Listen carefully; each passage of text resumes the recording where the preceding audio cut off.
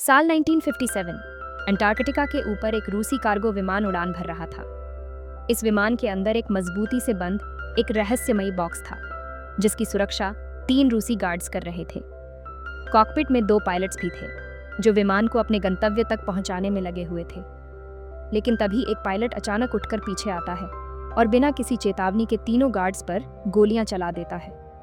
Guards खुद को बचाने की कोशिश करते हैं और वे भी गोलियां चला देते हैं, लेकिन इस गोलीबारी में दोनों पायलट और तीनों गार्ड्स मारे जाते हैं। अब विमान पूरी तरह नियंत्रण खो देता है और वो तेजी से बर्फीले पहाड़ों में क्रैश हो जाता है। अब कहानी आती है वर्तमान में, जहां अंटार्कटिका के साउथ पोल में अमेरिकी रिसर्च फैसिलिटी दिखाई जाती है। यहाँ कई वैज्ञानिकों की एक बड़ी टीम शोध कार्य में जुटी होती है। इनमें से एक है कैरी, जो एक काबिल रिसर्चर है। कैरी तेजी से डॉक्टर के पास जाती है, जो यहाँ से लौटने की तैयारी कर रहे थे, क्योंकि 3 दिनों के अंदर अंटार्कटिका में एक भीषण बर्फीला तूफान आने वाला था। और वैसे भी अगले 6 महीनों तक यहाँ केवल अंधेरा और बर्फ ही रहने वाली थी। कैरी डॉक्टर को एक चौंकाने वाली बात बताती है। एक पायलट ने बर्फ में किसी की लाश देखी है। डॉक्टर कैरी की बात मानकर तुरंत उस जगह जाने का फैसला करते हैं। जब वे वहां पहुंचते हैं तो बर्फ में दबी एक लाश पड़ी होती है। कैरी हैरान रह जाती है। ये तो वही आदमी है जिसने 1 साल पहले हमारे साथ काम किया था। लेकिन सबसे बड़ा सवाल था, यह यहाँ कैसे पहुंचा? इसके पास न ही कोई सुरक्षा उपकरण है और न ही कोई बचाव संसाधन। वे इस लाश को रिसर्च फैसिलिटी में ले आते हैं, जहां जांच के दौरान एक और बड़ा रहस्य सामने आता है। इस आदमी पर कुल्हाड़ी से हमला किया गया था और इसके पैर पर जो टांके स्टिचेस लगे हुए थे वो किसी नौसिखिए ने लगाए थे। अब कैरी किसी भी हालत में इस रहस्य की गहराई तक जाना चाहती थी, पर अगले 2-3 दिनों में यहाँ पर तूफान आने वाला है और आखिरी प्लेन यहाँ से निकल जाएगा। कैरी अगर उस प्लेन में नहीं गई तो 6 महीने उसे यहीं पर रहना होगा। इसीलिए कैरी और डॉक्टर यह तय करते हैं कि इस बॉडी को अपने साथ ही यह यूएस ले जाएंगे, जहां पर एफबीआई को यह बॉडी को सौंप देंगे, ताकि एफबीआई खुद इस केस को इन्वेस्टिगेट करें। दरअसल यह जो बॉडी है एक साइंटिस्ट की है, जो अपने 2 और कॉलीग के साथ यहीं से कुछ दूरी पर कैंप लगाकर मेट्रोइड को स्टडी करने के लिए रुका हुआ था। पर हैरानी की बात यह होती है, इस साइंटिस्ट की जो बॉडी मिली है वह इसके कैंप से बहुत दूर मिली है। इसकी बॉडी पर कुल्हाड़ी के निशान भी है।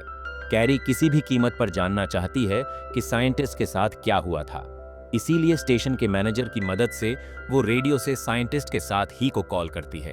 वह कहता है कि अगर तुम्हें सच जानना है तो तुम्हें यहाँ पर आना होगा। और अब कैरी वहाँ जाने की तैयारी करने लगती है। डॉक्टर्स के पास आता है और उसे बताता है कि तूफान 10 घंटे पहले आने वाला है। तुम्हें स्टेशन छोड़कर कहीं नहीं जाना चाहिए।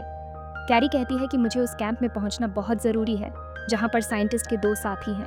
और अब वह पायलट के साथ उस जगह पहुंच जाती है। तूफान भी शुरू हो जाता है।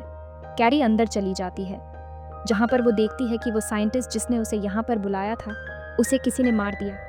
और तभी एक आदमी जिसके हाथ में कुल्हाड़ी होती है, जिसने अपने पूरे शरीर को कवर कर रखा होता है, वो कुल्हाड़ी से उसके ऊपर हमला कर देता है। कैरी उसका चेहरा नहीं देख सकती। वो अपनी जान बचाने के लिए बाहर चली जाती है, जहां पर तूफान चल रहा होता है। कैरी किसी तरह से अपनी जान बचाकर सामने एक दूसरे कैंप के अंदर चली जाती है। वो आदमी अंदर आने की कोशिश करता है, लेकिन कैरी किसी तरह से दरवाजे को बंद कर देती है। ठंड बहुत ज्यादा होने के कारण कैरी की 2 उंगलियां दरवाजे पर चिपक जाती हैं और जब वो अपनी उंगलियां वहां से निकालती है तो वो बेहोश हो जाती है। कैरी को जब होश आता है तो उसके सामने वही पायलट होता है जिसके साथ वो यहाँ तक आई है। पायलट उसे बताता है कि तुम बेहोश थी, मैं तुम्हें यहाँ पर ले आया। कैरी उसे बताती है कि जिस साइंटिस्ट से मिलने के लिए मैं यहाँ पर आई थी, किसी ने उसे मार दिया। उसने मुझे भी मारने की कोशिश की। हमें अंदर जाकर देखना होगा, उस इंसान को पकड़ना होगा। और अभी दोनों के दोनों अंदर जाते हैं, जहाँ पर एक आदमी पहले से बॉडी को इन्वेस्टिगेट कर रहा होता है। कैरी उस पर गन तान देती है। वह आदमी बताता है कि मेरा नाम रॉबर्ट प्राइस है, मैं यूएन सिक्योरिटी एजेंट हूँ और मुझे खास तौर पर इस केस को देखने के लिए यहाँ पर भेजा गया है। यह अंटार्कटिका का दूसरा मर्डर है। हम इसे इंटरनेशनल इशू नहीं बनाना चाहते। सबसे पहले हमें उस जगह जाना होगा जहां पर ये तीनों के तीनों आखिरी बार गए थे, और अब ये अपनी गाड़ी से उस जगह पहुंच जाते हैं। पर वहां पर पहुंचने के बाद इन्हें कुछ भी खास नहीं दिखता। और जब कैरी ध्यान से देखती है तो बताती है कि इस जगह को खोदा गया था। इसके बाद फिर से जगह को बर्फ से ढक दिया गया। यहाँ पर कुछ ना कुछ हुआ है और तभी बर्फ धंसने की वजह से इरियोस के अंदर गिर जाती है, जो कि एक सुरंग की तरह होता है। प्राइस भी नीचे आ जाता है और यहाँ पर इन्हें एक प्लेन का दरवाज़ा दिखता है। ये उस दरवाजे को खोलकर अंदर चले जाते हैं। ये वही प्लेन है जो आज से कई दशक पहले यानी कि सन 1957 को एंटार्क्टिका में क्रैश हुआ था, जिसमें वो लॉक्ड बॉक्स था। आज भी उन सब की डेड बॉडी वहां पर होती है। दरअसल बहुत ज्यादा ठंड की वजह से उन सब की बॉडी ज्यों की त्यों होती है। साथियों, बॉक्स जो कि लॉक्ड था, उसके ताले भी टूट चुके हैं। इसका मतलब है कि वो तीनों साइंटिस्ट यहाँ पर आए थे। उन्होंने इस बॉक्स को खोला, पर अब ये बॉक्स खाली है। प्राइस बताता है कि 2 दिन पहले हमने रेडियो पर किसी की बातों को सुना था जो इसी बॉक्स के बारे में बात कर रहे थे, और इसमें जो सामान है वो उसे बेचने की भी तैयारी कर रहे थे। दरअसल जिस साल में ये प्लेन क्रैश हुआ, वो साल में सोवियत यूनियन बहुत सारे न्यूक्लियर बॉम्ब बना रहा था, और हमें पूरा यकीन है कि इसके अंदर भी न्यूक्लियर बॉम्ब का मटेरियल है, जो कि अब कुछ लोगों के हाथ लग चुका है, और अगर वो गलत लोगों के हाथ लग गया, दुनिया में तबाही मच सकती है। इससे पहले कि इस प्लेन से बाहर निकलते, बहुत सारी बर्फ धंस जाती है, जिससे प्लेन का दरवाज़ा बंद हो जाता है। ये तीनों के तीनों अंदर फंस चुके हैं। बाहर तूफान चल रहा है, साथ ही अंदर बहुत ज़्यादा ठंड है। धीरे धीरे अंदर की ऑक्सीजन भी खत्म हो रही है, जिसका मतलब यह है कि अगर जल्दी ये सब के सब यहाँ से नहीं निकले तो इन सब की यहाँ पर मृत्यु हो जाएगी। प्राइस कहता है कि इस प्लेन में इमरजेंसी एग्जिट होगा। इस पर ब्लास्ट करने के लिए विस्फोटक लगे होते हैं। हमें उन्हें एक्टिव करना होगा ताकि ब्लास्ट हो और हम यहाँ से निकल जाएं। पर इनके साथ जो पायलट होता है वो कहता है कि ऐसा मत करो, क्योंकि ब्लास्ट करने के बाद अगर ऊपर का रास्ता नहीं खुला तो बहुत सारी बर्फ अंदर आ जाएगी और हम जमकर मारे जाएंगे। लेकिन प्राइस ये रिस्क लेना चाहता है क्योंकि इनके पास इसके अलावा कोई रास्ता नहीं है। ये ब्लास्ट करते हैं, जिससे ऊपर का रास्ता खुल जाता है। तूफान से होते हुए तीनों के तीनों अपनी गाड़ी में बैठ जाते हैं, और अब ये गाड़ी से स्टेशन पहुंच जाते हैं, जहां पर स्टेशन का जो मैनेजर होता है, जब उसे सारी बातें पता चलती है तो वह अपने सीनियर से कॉल पर बात करता है और कहता है कि हमारे लिए यहाँ पर प्लेन भेजो, हम सब के सब यहाँ से निकलना चाहते हैं। कैरी किसी भी कीमत पर उस कातिल का पता लगाना चाहती है, इसीलिए मैनेजर से कहती है कि जब हमें पहले साइंटिस्ट की डेड बॉडी मिली थी तो उसकी बॉडी पूरी तरह से जमी नहीं थी, यानी कि 24 घंटे के अंदर किसी ने उसे मारा था। मैं डेटा से पता लगाना चाहती हूँ कि 24 घंटे में वहाँ पर कौन गया था। मैनेजर कहता है कि अगले 20 मिनट में हम सब के सब कैंप खाली करके यहाँ से निकलना चाहते हैं। तुम्हारी उंगलियाँ जख्मी हैं, तुम्हें डॉक्टर से बात करनी चाहिए। और डॉक्टर के पास जाती है। डॉक्टर उसकी उंगलियों को देखकर बताता है कि ये पूरी तरह से जम चुकी है, मुझे इन्हें काटना होगा, वरना पूरी बॉडी में इन्फेक्शन फैलने का खतरा है। कैरी इस बात से बहुत दुखी होती है। डॉक्टर के पास भी कोई चारा नहीं होता। वो कैरी की दोनों उंगलियों को काट देता है। अब कैरी से मिलने के लिए प्राइस जाता है। वो प्राइस से कभी भी अच्छे से बात नहीं करती। प्राइस कहता है कि तुम मुझ पर विश्वास क्यों नहीं करती। वो बताती है कि एक बार मेरे पार्टनर ने मुझे धोखा दिया था, मुझे उसकी जान लेनी पड़ी, जिसके बाद मुझे अंटार्कटिका भेज दिया गया। पिछले 2 सालों से मैं यहीं पर हूँ, और अब इन्हें पता चलता है कि साइंटिस्ट का जो तीसरा साथी था वो मिल चुका है। ये उससे मिलने के लिए जाते हैं। वो बताता है कि हम मेट्रॉइड देखने के लिए एक लोकेशन पर गए थे, लेकिन वहाँ पर हमें रेडार से पता चला कि बर्फ के नीचे कुछ है।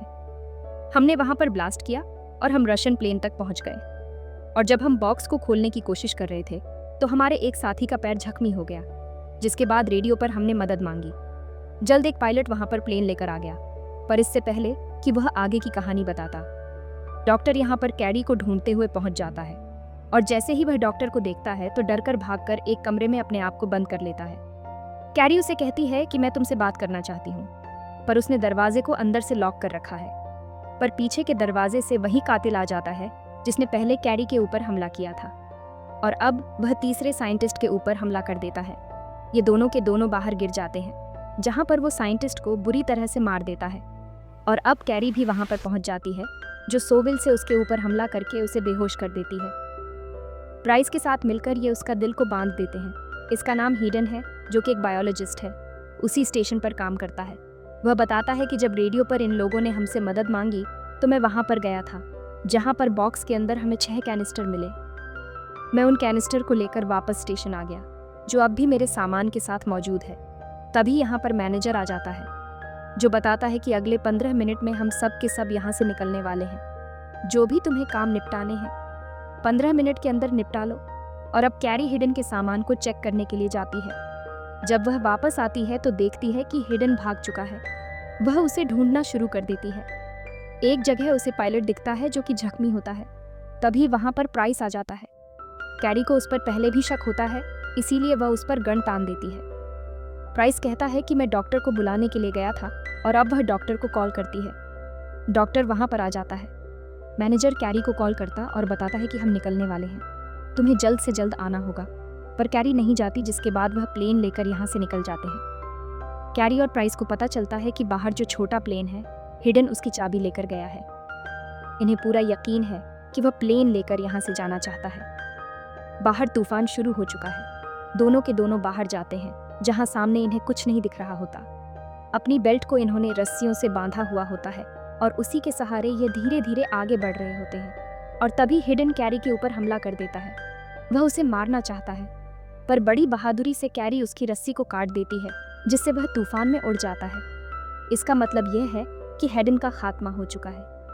अब ये दोनों के दोनों एक कमरे के अंदर जाते हैं, जहाँ पर इन्हें वह 6 के 6 कैनिस्टर मिल जाते हैं।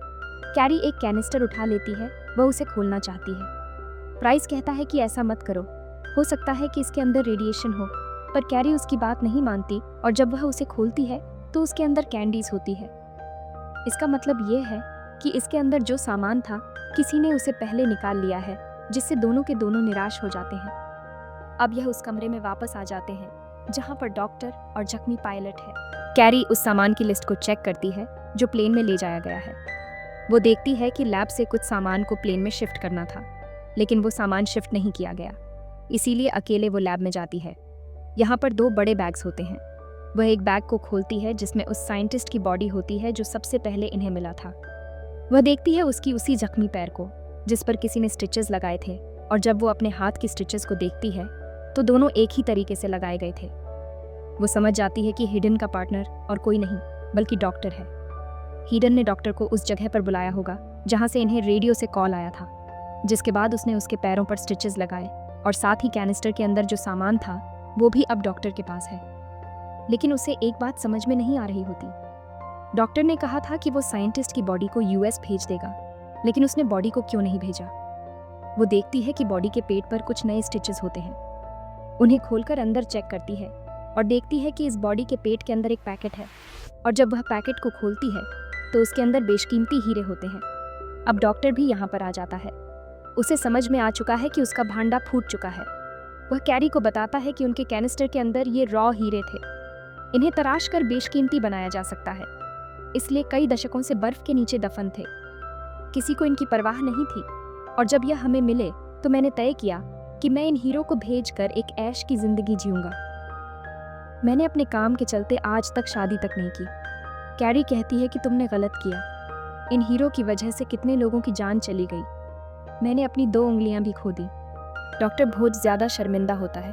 वो कहता है कि तुम्हें तो पता है कि साउथ पोल की लाइट्स इस मौसम में कितनी खूबसूरत दिखती है। मैं उन्हें देखना चाहता हूँ। और यह कहने के बाद वह दरवाज़ा खोलकर बाहर तूफान में निकल जाता है, जिसका मतलब ये है कि शर्मिंदगी की वजह से खुद उन्होंने अपनी ज़िंदगी का खात्मा कर दिया। और अब यहाँ पर कैरी, प्राइस और पायलट हैं जो अगले 6 महीनों तक यहीं पर रहेंगे, क्योंकि 6 महीनों के बाद ही कोई यहाँ पर इन्हें रेस्क्यू करने के लिए आ सकता है। इसी के साथ ही फिल्म यह कहानी यहीं पर ख़त्म हो जाती है। उम्मीद करते हैं कि यह कहानी आपको पसंद आई होगी।